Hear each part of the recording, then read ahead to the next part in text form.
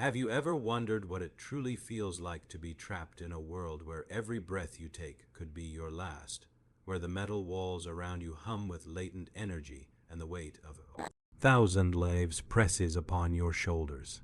This is the life inside an Imperial Navy warship, a vessel so vast it could swallow entire cities and yet so claustrophobic that a single corridor feels like a tomb.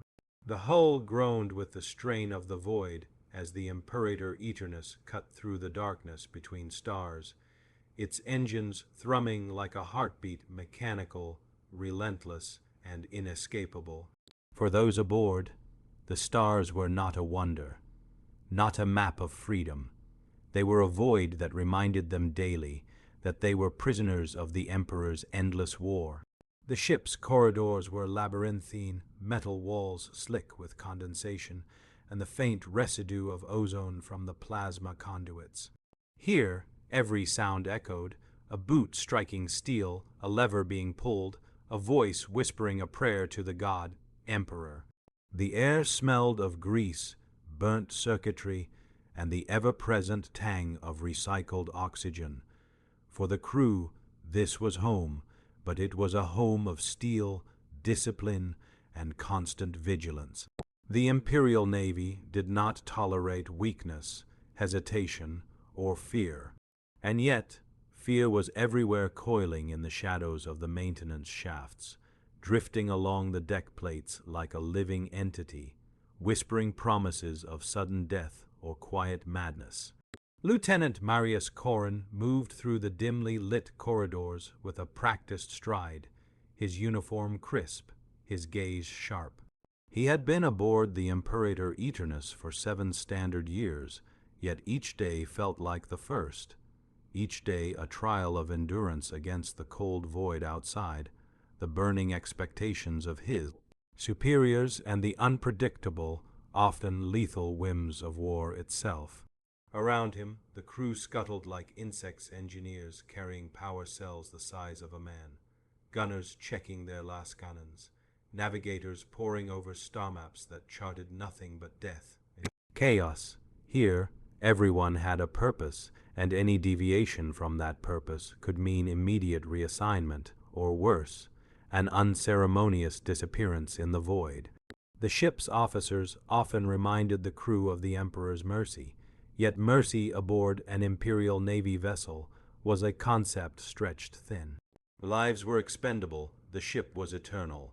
On the bridge, Captain Draxus Veyer stood as a monument of authority, his gaze cutting through the smoke and holographic displays, unblinking. His orders were law, yet even he was a prisoner of the ship's own inertia, of the war that demanded perfection in every maneuver, in every firing solution, in every life sacrificed to the tides of... Marius knew that respect for the chain of command was not born of loyalty alone. It was forged in fear, in the knowledge that one misstep could turn you into nothing more than a footnote in ship's log. Below decks, in the mess hall, the crew tried to find fragments of humanity, but laughter was a rare commodity, and camaraderie was always undercut by suspicion. Every man and woman had secrets, fears, and the quiet understanding that any one of them could be replaced by someone younger, stronger, or more obedient. The food was synthetic, nutrient-rich, and tasteless, designed to sustain bodies while ignoring desires. Water was rationed carefully, and sleep was a luxury measured in brief cycles between shifts that could last for days.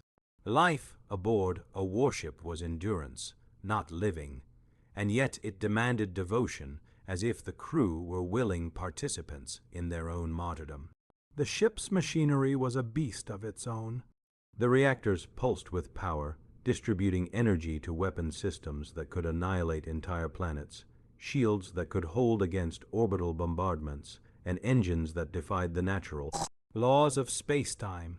Every hum, every vibration, every flicker of light was a reminder that they were riding atop a titan, an artificial god in service to a greater one. Yet this god required constant attention. Malfunctions were not merely inconvenient, they were deadly. A reactor breach could vaporize an entire deck, and even minor failures in the navigation array could send the ship careening into the nearest star, leaving the crew as nothing more than cosmic dust. Amid this ceaseless machinery, whispers of heresy and chaos floated like ghosts. The Imperial Navy was not blind to the threats that lurked in the void traitors, Xenos infiltrators, and the insidious tendrils of the warp itself. Every officer drilled the crew with vigilance, every sentry was armed with a bolt gun, and every corridor had emergency bulkheads ready to seal off any contamination. Yet paranoia was a constant companion. Shadows seemed to move where there was no light. Alarms occasionally rang for no discernible reason, and the crew began to see patterns in the flickers of the void.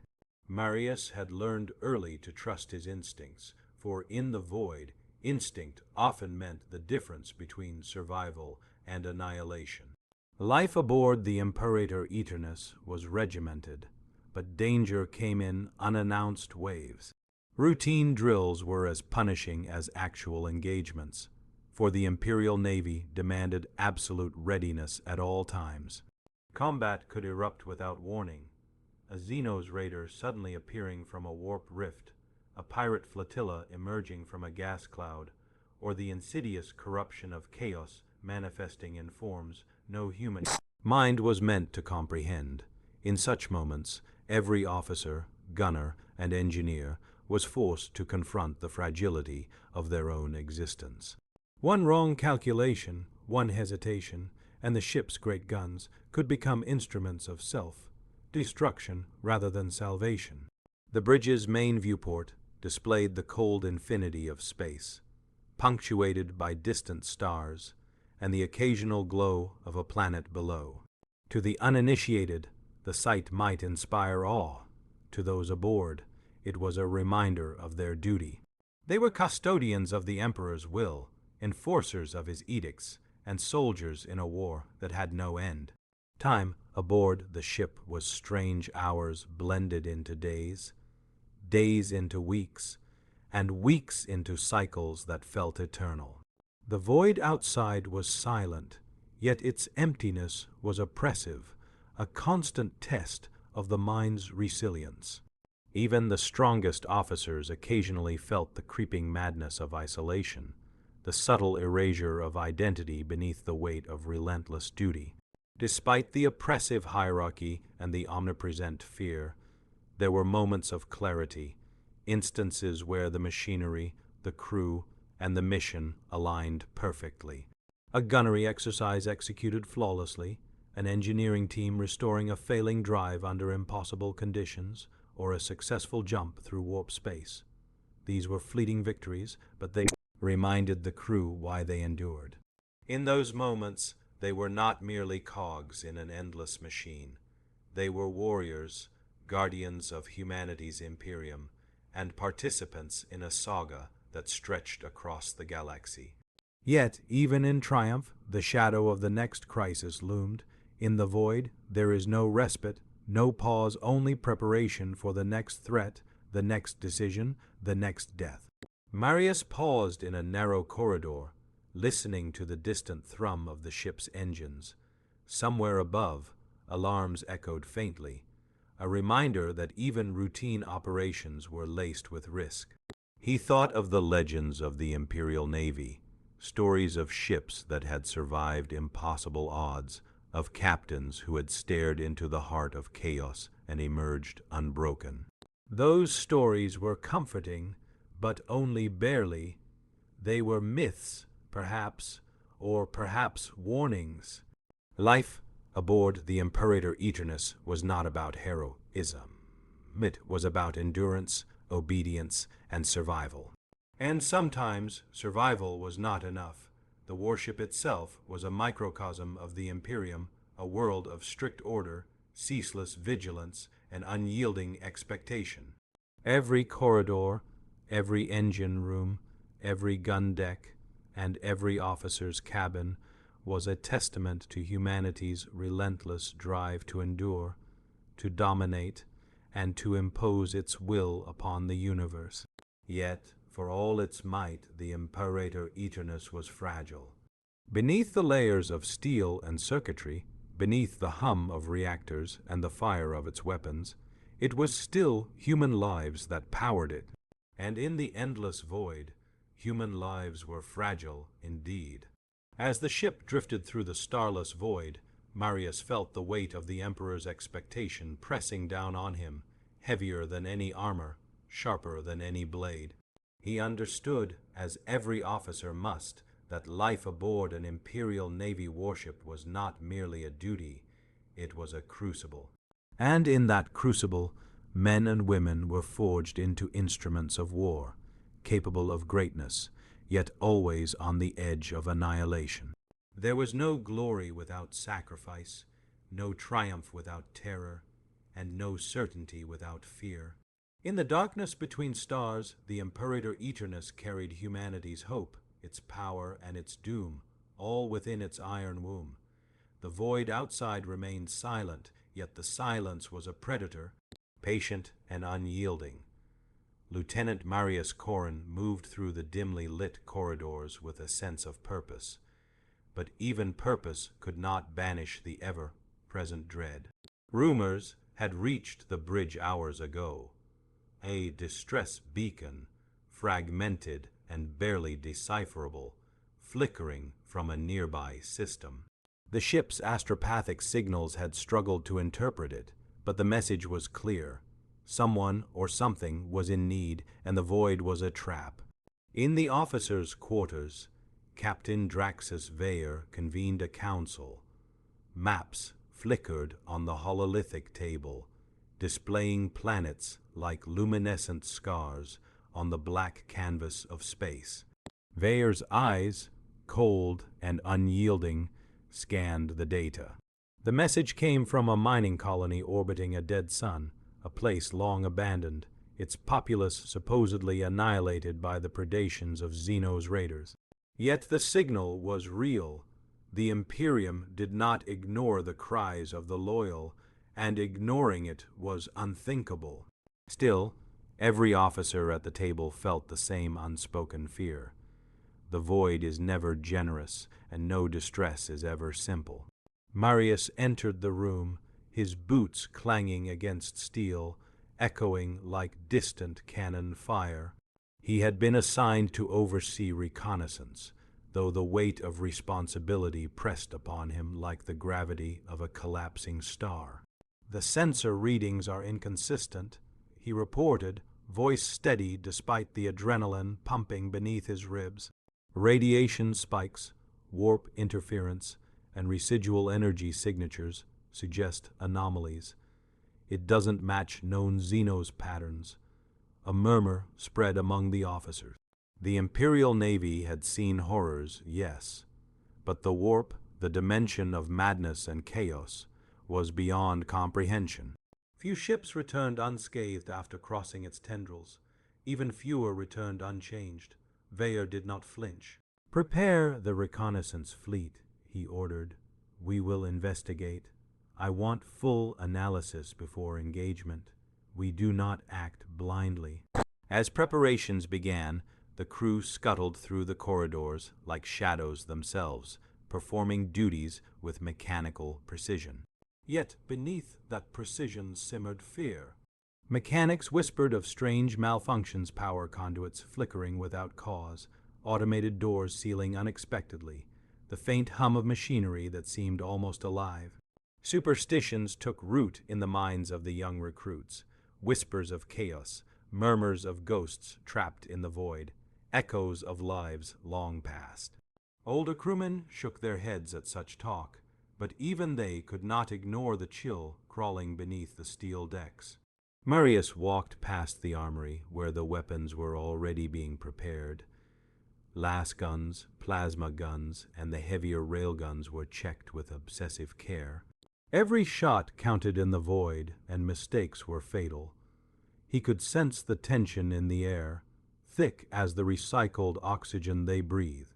The Imperator Eternus was a fortress, yes, but fortresses could be breached, and even titans could fall when the unseen struck with precision. Below decks, in the maintenance corridors, the engineers labored under oppressive heat and the constant vibration of the ship's engines. Sparks flew from welders' torches, mingling with the odor of ozone and burnt metal. Here, human endurance met machine, and the line between them blurred. One wrong calculation could overload the plasma conduits, turn the engine room into a furnace, and leave dozens dead. Sweat ran down foreheads, mingling with soot and grease. But the work continued, relentless, as if the ship itself demanded it. As night, or what passed for night aboard a vessel that never truly experienced day, fell upon the lower decks, a quiet panic began to ripple through the lower ranks. Recruits whispered of fleeting shapes in the bulkheads, of metallic footsteps echoing where no one should tread. Marius, seasoned though he was, felt it too, the uncanny sensation that the ship's shadowed corners were watching, waiting. He dismissed it, knowing that fear, while natural, could be lethal if allowed to spread. Discipline was their shield, obedience their weapon. Hours later, in the observation bay, the first signs of the anomaly emerged. The sensors picked up an object drifting just beyond the edge of detection, its form obscured by interference.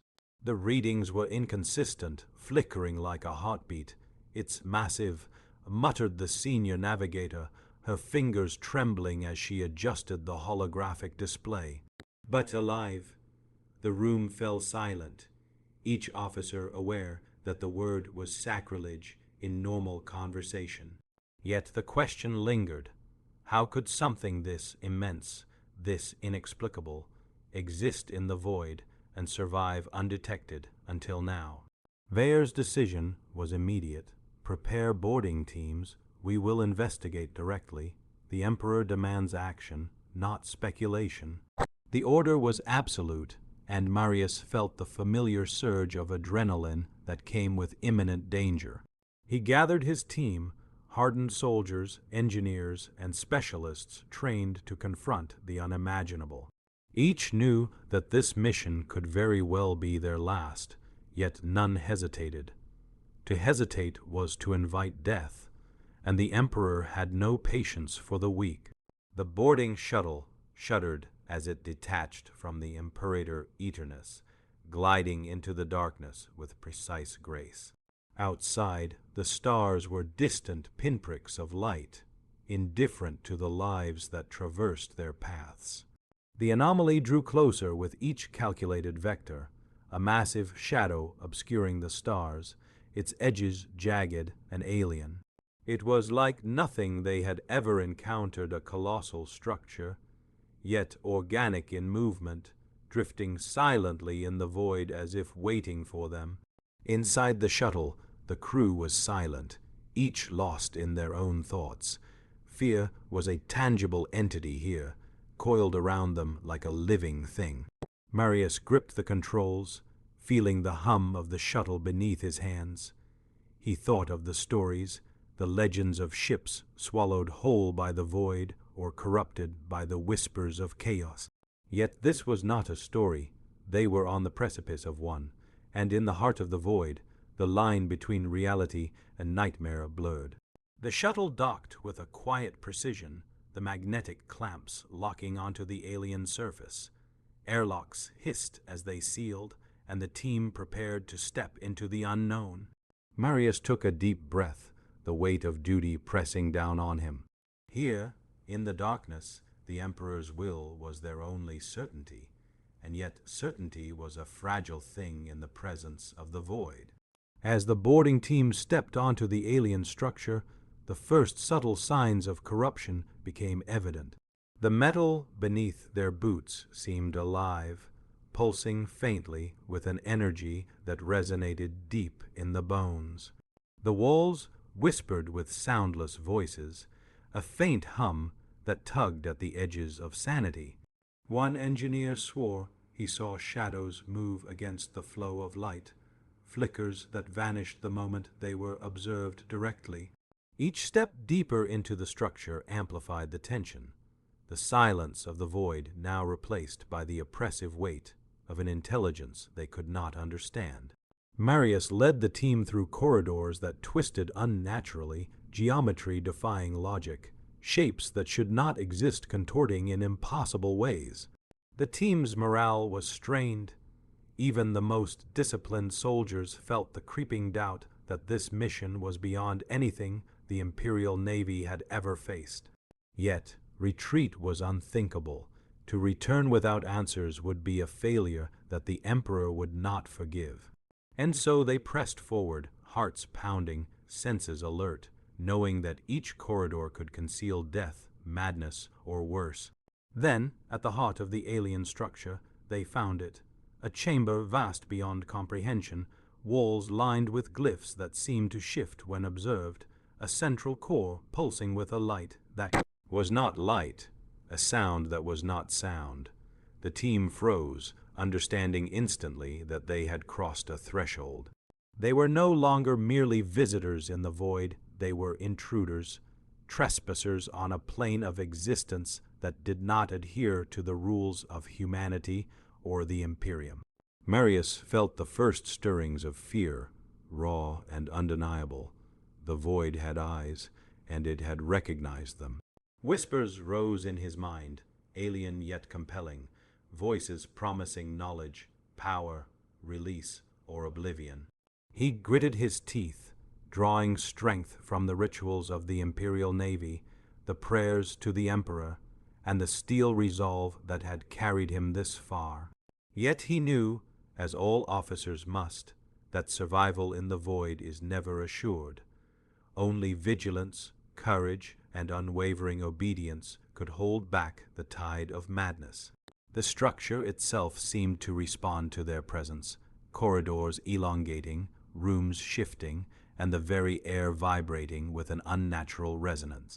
Engineers reported fluctuations in their equipment, weapons systems going offline for no discernible reason. Even the most seasoned soldiers whispered prayers under their breath, for instinct told them that this was no mere Xeno's craft. It was something far older, far more dangerous, something that defied comprehension. The chamber's pulse grew stronger, vibrating through the boots of Marius and his team, resonating in their chests as though the alien structure itself had a heartbeat. It was not merely light or sound. It was a presence, a weight that pressed against the mind. The engineers whispered frantic readings into their comlinks, but the instruments were useless. Power fluctuations, warped energy readings, and erratic magnetic pulses overwhelmed every sensor aboard. The technology that the Imperial Navy relied on so heavily was now rendered unreliable, impotent before an intelligence older than mankind itself. "Stay sharp," Marius warned, voice taut. His eyes scanned the shadows, every corner, every fissure in the walls, every shift in the pulsing light. The crew followed silently, boots clanging softly on the metal floor, hearts hammering. Each step deeper into the chamber felt like trespassing on forbidden ground.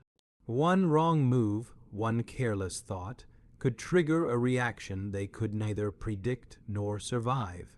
The first sign of the alien intelligence's awareness was subtle, a shift in the air, a cold that seeped through the thick layers of armor. Then came the whispering, faint at first, like the echo of 1,000 distant voices. It was not a language the human mind could parse. Yet somehow it penetrated thought, tugged at memory, stirred fears long buried. One of the engineers, a young woman named Tessa Havar, fell to her knees, hands over her ears, whispering frantic prayers to the Emperor. Marius grabbed her shoulder, grounding her. "Focus. The Emperor protects, Havar. Do you understand?" She nodded shakily, eyes wide, and they pressed on. The chamber's walls were no longer static. They shifted imperceptibly, like liquid metal, solidifying only to flow again. Impossible geometry, that defied logic and sanity. Marius felt the familiar tightening in his chest, the dread that comes not from danger itself, but from understanding that danger is incomprehensible. Soldiers whispered of Xenos, heretics, and chaos, but all of it felt insufficient to explain what they were witnessing. Then the first manifestation appeared. It was subtle at first, a shadow detached from its source, flickering against the pulsing light. Then another and another, until shapes moved independently of the walls themselves. They were vaguely humanoid, yet grotesquely distorted, liminal beings that seemed partially solid, partially intangible. The shuttle's artificial light refracted off their forms in ways that betrayed no consistent physics. Weapons aimed at them produced no effect. Lasgun bolts passed through as if striking mist, and the faintest contact with plasma scorched nothing but the air. The team froze, realizing that traditional methods of combat would fail. This was not an enemy to be shot or burned. It was something that existed beyond the constraints of matter and energy, a predator of perception and will. Panic threatened to spread, but Marius forced it down, relying on training, discipline, and the Emperor's guidance. He barked orders, "Stay together, no one acts alone, follow me." The crew moved deeper into the chamber, guided by intuition and the faint tracings of energy that seemed almost alive. Their path twisted unpredictably, forcing them to adapt constantly, recalibrate in real time. Engineers struggled to maintain communication with the shuttle and the Imperator Eternus, but static and interference rendered long-range transmissions unreliable. For the first time, they were isolated, not just from the safety of their ship, but from comprehension itself. Time began to warp within the alien chamber. Minutes stretched into what felt like hours, the pulsing light accelerating and decelerating in ways that made the eyes ache. Some soldiers swore they glimpsed figures from their past family, comrades, even deaths long endured manifesting in the shadows to mock or tempt them. The whispers grew louder, threading into thoughts, turning resolve into doubt, courage into hesitation. A single misstep could fracture the mind entirely. Marius pressed onward, reaching the central core of the chamber. Here, the pulsing energy coalesced into a form that suggested a mind, a consciousness vast and ancient. It radiated intelligence, cunning, and a cold curiosity that was terrifying in its clarity. The team instinctively formed a perimeter, weapons raised, though they knew full well these tools might be meaningless. The alien presence studied them, a predator regarding insects, and the weight of its scrutiny was unbearable. It was then that the first attack came, not physical, but psychic. Thoughts that were not their own invaded the minds of the boarding team. Memories were twisted, fears amplified, desires corrupted. A soldier screamed, clutching his helmet as he collapsed to the ground, eyes rolling as he convulsed violently. Tessa Havard screamed as well, seeing visions of her own death replayed again and again in excruciating detail. Marius forced himself to resist, focusing on a single thought: the Emperor is eternal, obedience is survival. Faith is armor. They realized then the truth. This entity was a test, a filter. It did not seek to destroy them outright. It sought to break them, to bend the human mind into submission or madness. Survival would require more than courage. It would require absolute clarity, unwavering discipline, and faith beyond reason. As the psychic assault reached its zenith, Marius ordered the team into defensive formation, chanting prayers aloud to drown out the whispers. The ship's Vox amplifiers, brought along to maintain cohesion, provided a faint shield, reinforcing human thought against the invasive presence. Every step forward was a battle against both reality and perception. Every breath, every heartbeat was measured, deliberate, and precious. Hours, or what passed for hours later, a shift occurred. The entity recoiled, as if testing them had reached a threshold. The chamber's walls stabilized temporarily, the pulsing light became rhythmic and less chaotic, and the whispers faded to an almost tolerable hum. Marius realized with grim clarity that this was only the beginning. The void had opened a window into something beyond humanity's comprehension, and the Imperial Navy's duty was to confront it, survive it, and report it. Yet the cost of that knowledge would be immense. As the team prepared to document the core's structure and energy signatures, one of the engineers whispered a terrifying possibility. This isn't just a ship or a machine. It's a vessel of thought, a living mind, and it's ancient, older than the Imperium, older than the stars we know. Marius swallowed, the weight of that revelation pressing on him. The Imperator Eternus might be a titan of steel, but here, in this alien heart, it was human frailty that mattered most. The boarding team completed their initial survey, transmitting fragmented data back to the Imperator Eternus. The ship's sensors struggled to interpret it, yet what came through was clear. This encounter would not be a simple reconnaissance mission. The void had revealed its teeth, and humanity was under scrutiny. Survival would demand ingenuity, discipline, and the unwavering presence of the Emperor in every thought, every action, every heartbeat. Marius stepped back from the core, allowing the team to regroup. They were alive, barely, but the ordeal had left scars not visible to the eye. Each soldier carried the weight of what they had witnessed, a reminder that life aboard an Imperial Navy warship was a crucible not only of physical endurance, but of mental and spiritual resilience. The void did not forgive weakness, and the lessons they had learned here would echo for the rest of their lives. As they prepared to return to the shuttle, Marius looked back at the pulsing core, a living enigma that seemed to study them as much as they studied it. In that moment, he understood the true nature of the void. It was patient, intelligent, and relentless. It could wait centuries, even millennia, for prey, and yet it would never relent. The Imperial Navy's duty was not only to explore, to defend, or to conquer. It was to endure in the face of incomprehensible horrors, to stand unbroken where others would falter. The shuttle docked. Back with the Imperator Eternus, and the familiar metallic thrum of the warship felt both comforting and suffocating. Every deck, every corridor, every bulkhead was a reminder of structure, of order, of the Emperor's eternal vigilance. Yet now, returning from the alien structure, that order felt fragile, almost illusory. Marius felt it keenly. The way shadows seemed longer, angles slightly wrong, and every whisper in the ventilation shafts carried a suggestion of something lurking just beyond perception.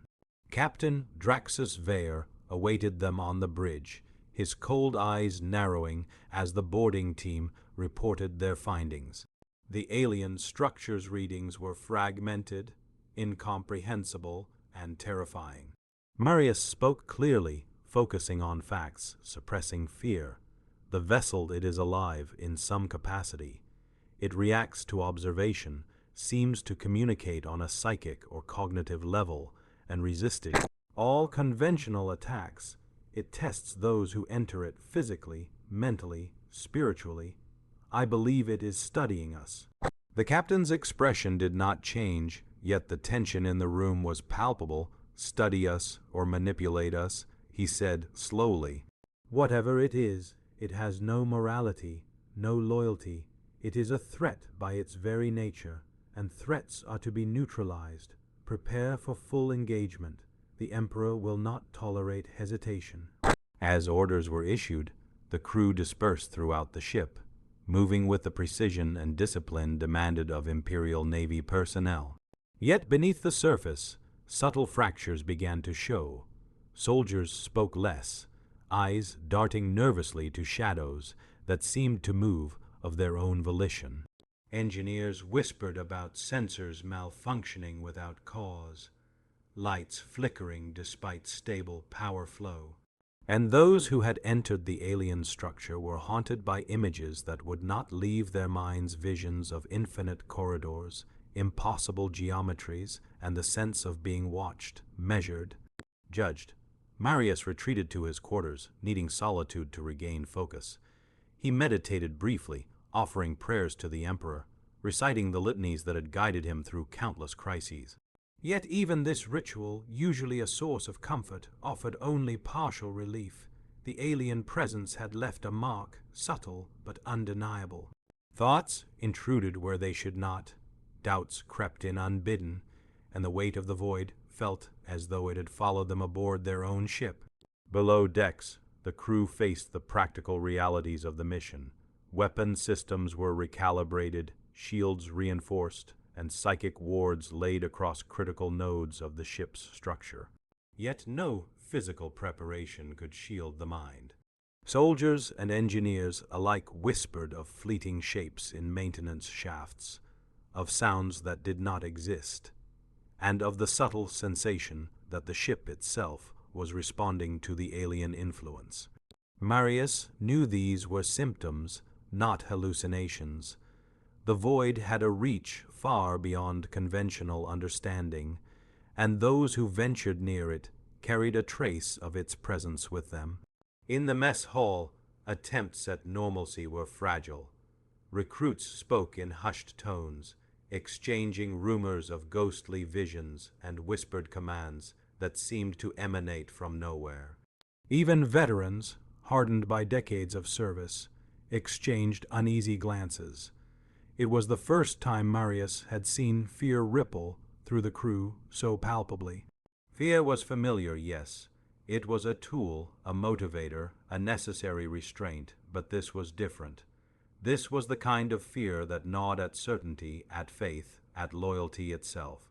Meanwhile, the ship's navigators struggled to plot a course. The alien structure remained in orbit around the dead system, seemingly inert, yet readings suggested it was actively observing the Imperator Eternus. No one aboard the bridge could predict its next move. The void was patient, and intelligence this ancient did not act in haste. It waited, and in waiting, it exerted pressure. A subtle, insidious influence that eroded discipline, eroded confidence, and tested resolve. Marius convened with his boarding team once more, seeking to maintain cohesion and morale. "We survived the initial encounter," he said, voice steady but eyes betraying fatigue. "Now we must prepare for what comes next. This thing does not behave like any enemy we have faced. It thinks differently, reacts differently, and it studies us. Understand this. The first test was only an introduction. The real challenge is imminent." Tessa Havar, her hands trembling slightly, added, "It feels alive, aware it knows us, knows what we fear, what we hope for, and it responds. It—" She stopped, unable to complete the sentence, eyes wide in terror. Marius nodded silently, understanding her fear perfectly. Words were inadequate here. Actions mattered, and the crew would have to act with precision, discipline, and faith if they were to survive. As hours passed, subtle disturbances began to escalate. Power fluctuations became more pronounced. Lights flickered violently, and automated systems behaved unpredictably. Some crewmen reported hearing faint whispers through their helmets' vox systems, even when all channels were secure. The ship's priests began additional rites, reciting litanies to reinforce psychic defenses. But even they seemed unsure if these would suffice. The alien presence was no ordinary threat. It was a predator of perception, a manipulator of minds, and a force the Imperial Navy was ill-equipped to confront. Marius spent the long night walking the corridors, speaking to crewmen, offering guidance, and observing the subtle ways in which the ship itself seemed to react. He noted the growing tension in the air, the way even routine operations now carried a sense of foreboding. Every officer, every soldier, every engineer was now aware that they were not alone. Something had followed them aboard the Imperator Eternus, a shadow lingering just beyond comprehension, patient and calculating. The first casualties of this psychological warfare appeared subtly. A gunner was found in the weapon's bay, trembling and muttering incoherently, convinced that the alien presence had marked him. Another engineer refused to enter a maintenance shaft, claiming that it whispers from the walls. Each incident was catalogued meticulously, though the underlying truth was simple. The void had begun its work, probing for weakness, seeking the cracks in loyalty and sanity. Captain Vea convened a council once more, the atmosphere tense and rigid. The anomaly is not passive. It monitors us, it learns from us, and it will exploit any weakness. He said, voice carrying the weight of command and the unyielding authority of the Emperor. We will respond as the Imperium commands.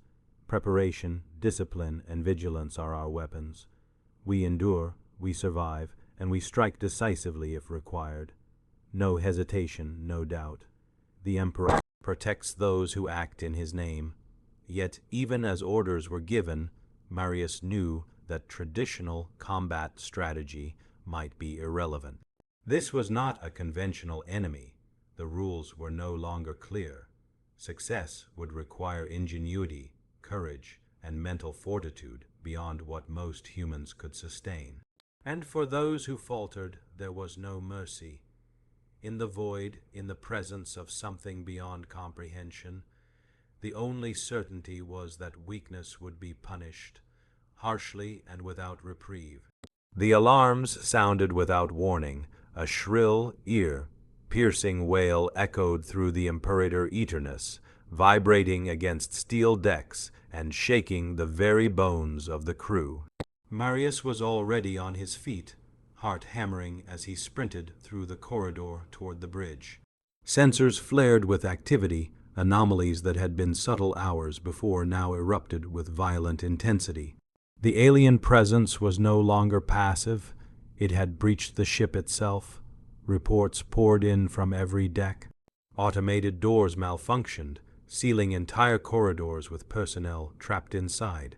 Weapon systems overloaded spontaneously, some exploding with a concussive force that sent sparks and shrapnel into the air. The ship's artificial gravity stuttered, lifting soldiers and equipment in sudden bursts, only to slam them back with bone, jarring force.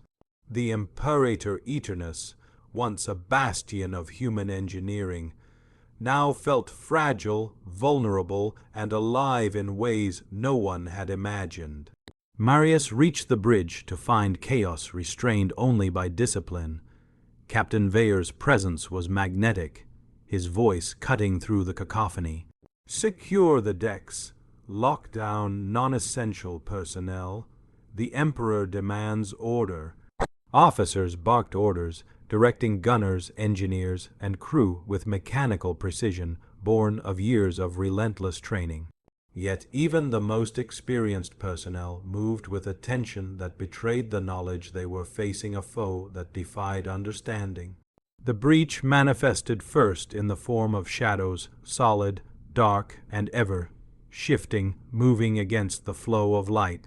They twisted across the corridors like living smoke, defying physics, dissolving walls, and reappearing meters away.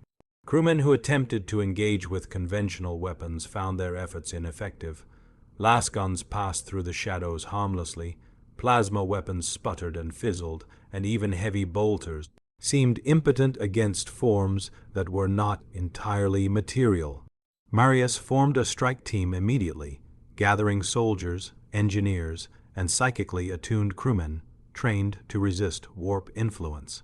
Their orders were clear: contain the breach, protect vital systems, and prevent the entity from reaching the ship's core. Each step they took into the darkened corridors was a calculated risk.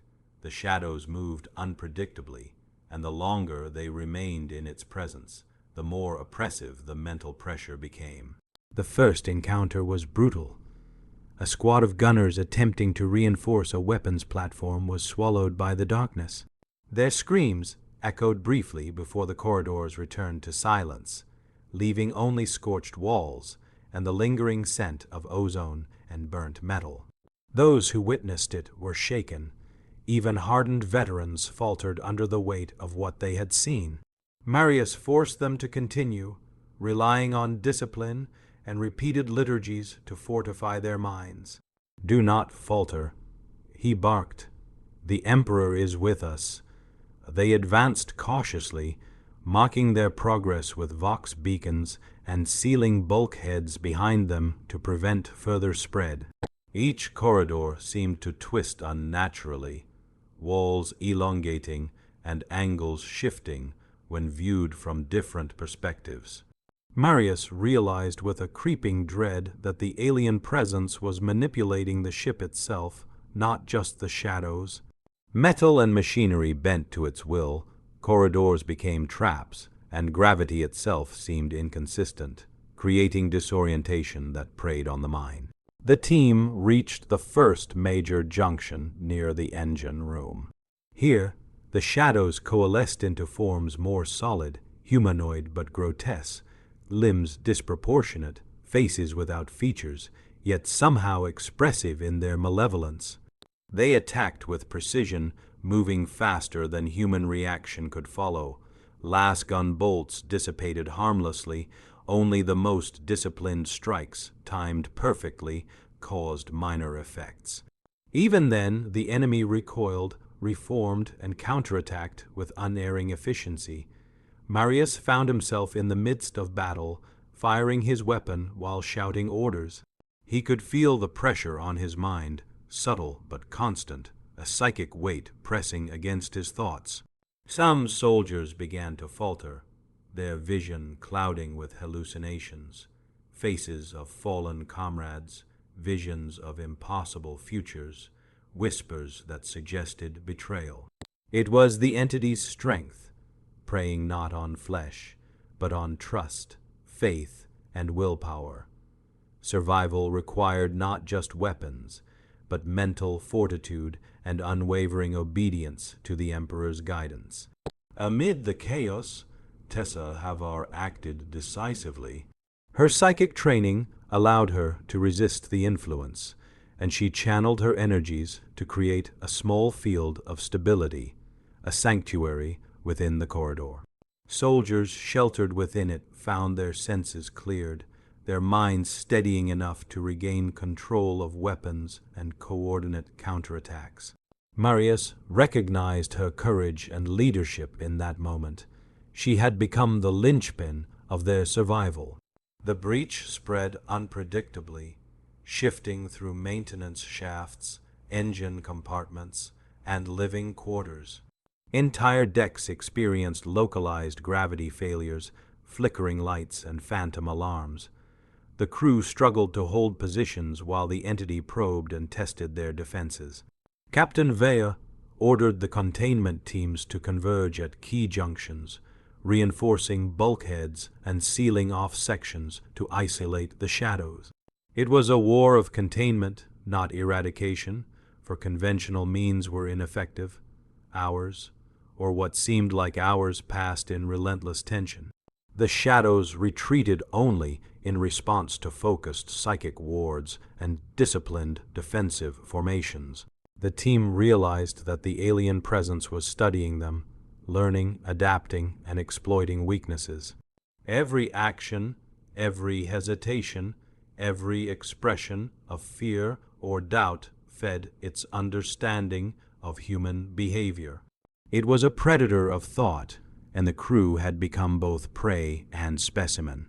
In the midst of the conflict, Marius had a fleeting vision, a glimpse of the alien intelligence's core, pulsating with a light that was not light, a presence that was both machine and mind, alien yet aware. He understood that to confront it directly would require more than courage.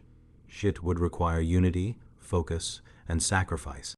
Survival was not guaranteed, but action was mandatory. The ship itself depended on it, humanity depended on it.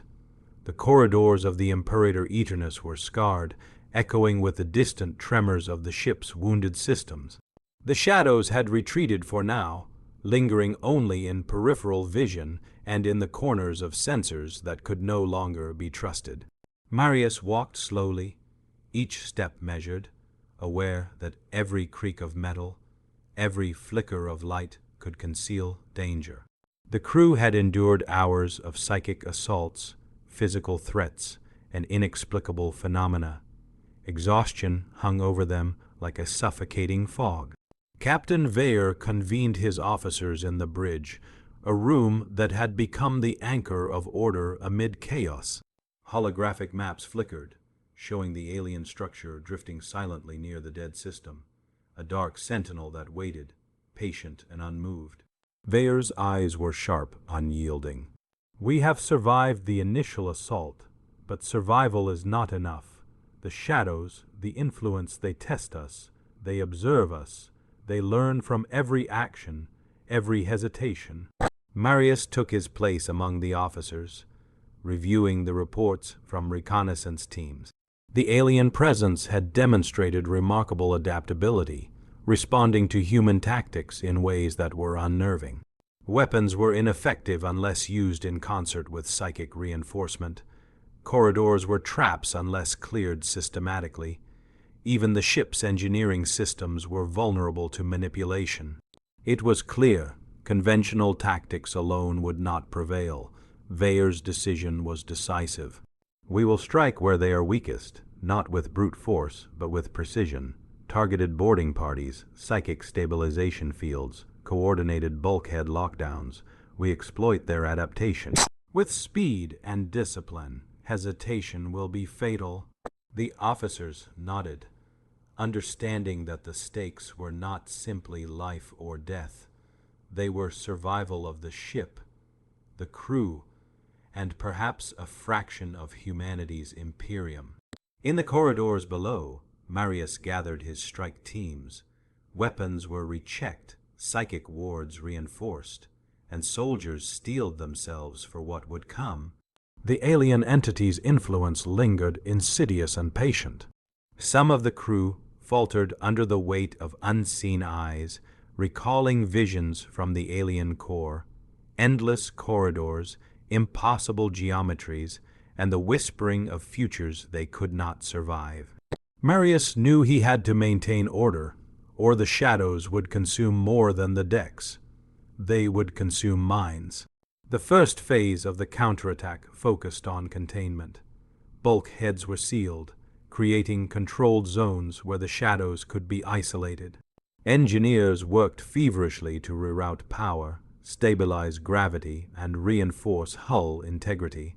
The ship's priests moved through corridors, reciting litanies and activating wards, their voices amplified through vox systems to maintain cohesion and resistance to psychic influence. Discipline became a weapon as vital as any bolter or lasgun. Marius led a boarding team into a sector where the shadows had been most aggressive.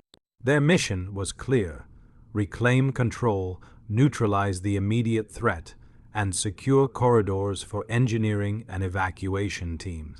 As they advanced, the oppressive sensation returned, a psychic weight pressing against thought, testing resolve, and threatening to unravel sanity. He reminded himself and the soldiers around him that the Emperor's will was their shield, their guide, and their ultimate strength. The shadows appeared again, not as amorphous shapes this time, but as entities responding with intent. They attacked strategically, targeting the least disciplined, probing for cracks in formation.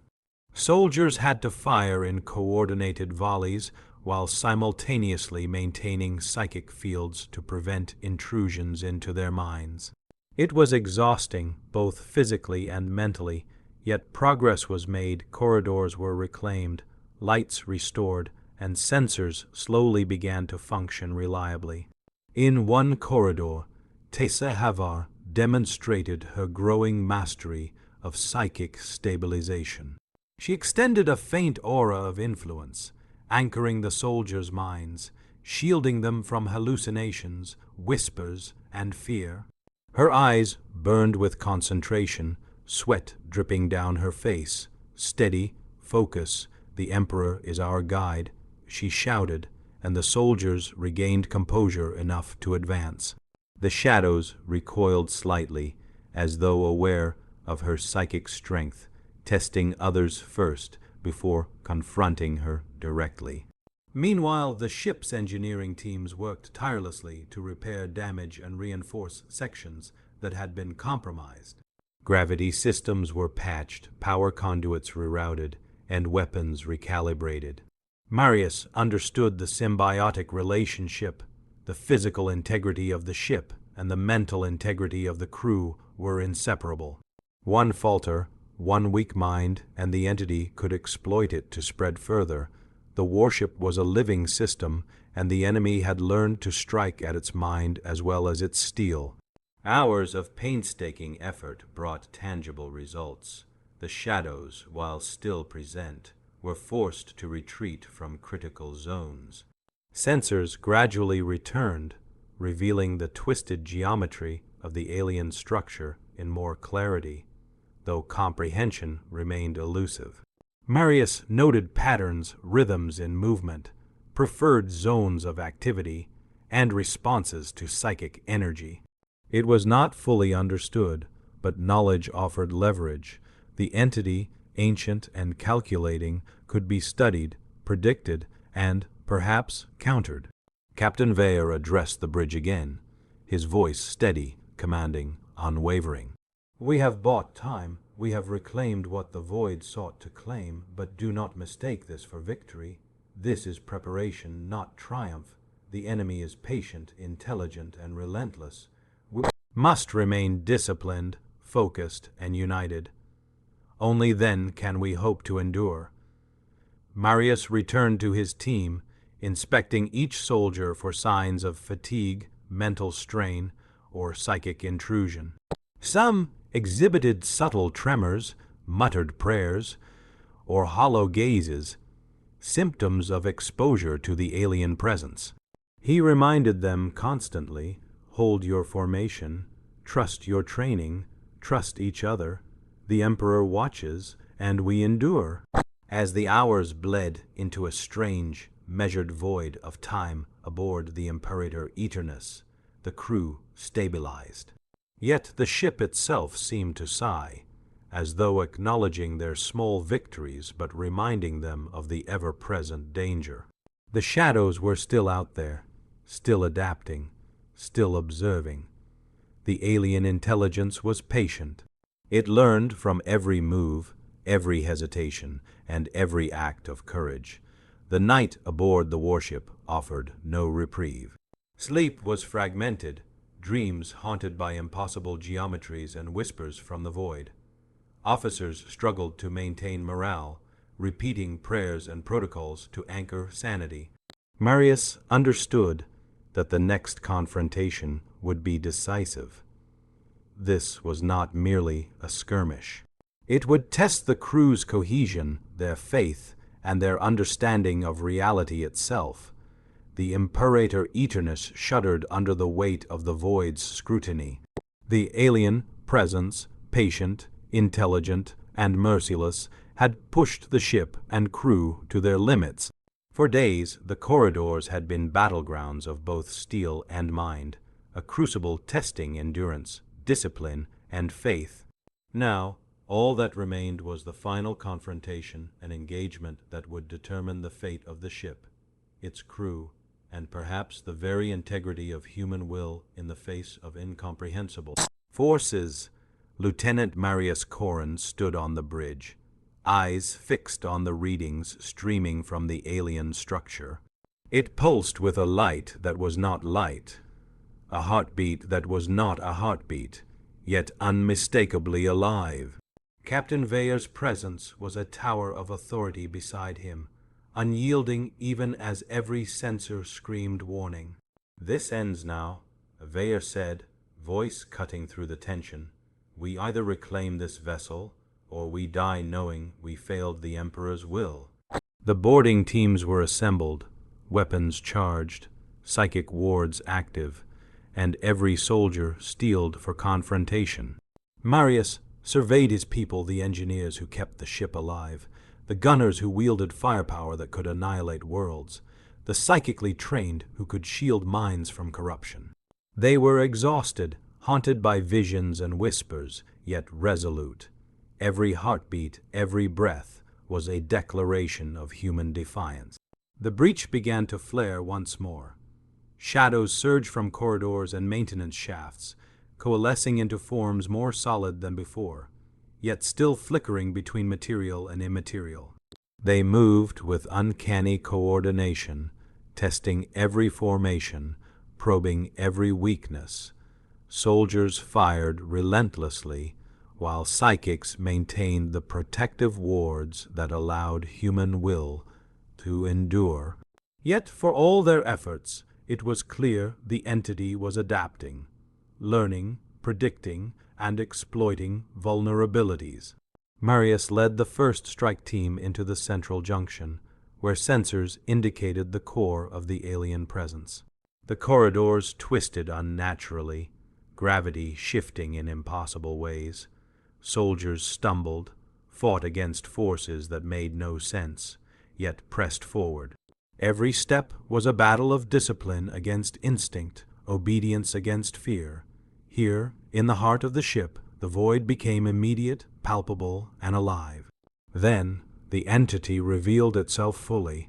The shadows merged into a colossal figure, simultaneously mechanical and organic, with limbs that stretched impossibly, eyes that burned with alien cognition, and a presence that demanded recognition.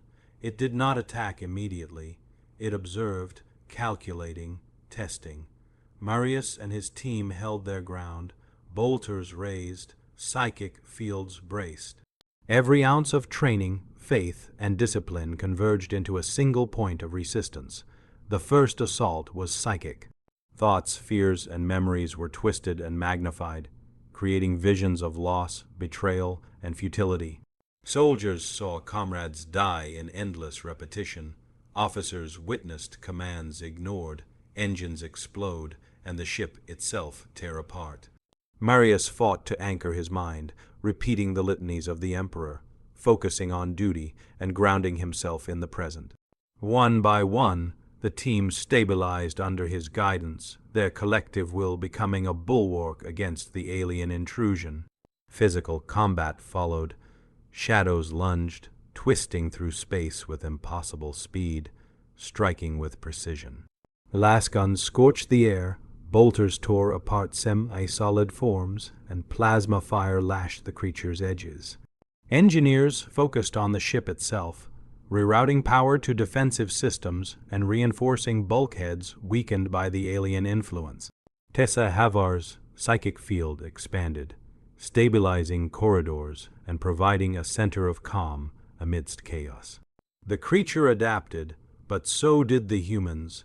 Every movement, every shot, every psychic pulse became a calculated counter, a dance of discipline and faith against the void. Time became meaningless. Minutes, hours, and the perception of hours stretched and warped in the alien, lit corridors. Marius noticed subtle patterns. The entity's pulse slowed at predictable intervals. Shadows paused when confronted directly, and the creature's influence was less precise when met with unity of thought and action. They realized the key. Survival depended not only on weapons or psychic power, but on cohesion, human will in perfect alignment, disciplined, resolute, and unbroken. Finally, in the central chamber, Marius and the strike team confronted the core. It pulsed with a light that seemed to see, understand, and judge. The air was thick with pressure, a psychic force that threatened to crush even the strongest minds. Marius raised his weapon, voice steady, "For the Emperor, for the Imperium, we endure." Bolts of disciplined fire, psychic energy, and the collective resolve of humanity struck the entity simultaneously. It recoiled, wavered, and for the first time, hesitation crept into its consciousness. In that moment, the crew realized that the Emperor's will, combined with discipline and faith, could not be measured by technology alone. Human resilience, tested through pain, fear, and endless pressure, became the decisive force. The entity, ancient and calculating, retreated, its form dissolving into whispers, shadows, and light. The corridors stabilized, gravity normalized, and the oppressive presence receded into the void. Exhausted but victorious, the crew regrouped. Casualties were significant, both physical and mental, but the ship remained intact. The alien structure drifted silently in orbit, a reminder that the void watches, waits, and learns. The crew knew it might return, but for now, they had endured.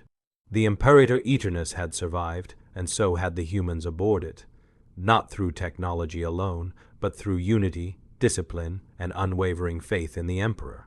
Captain Veyer addressed the crew from the bridge. "You have faced the void and endured.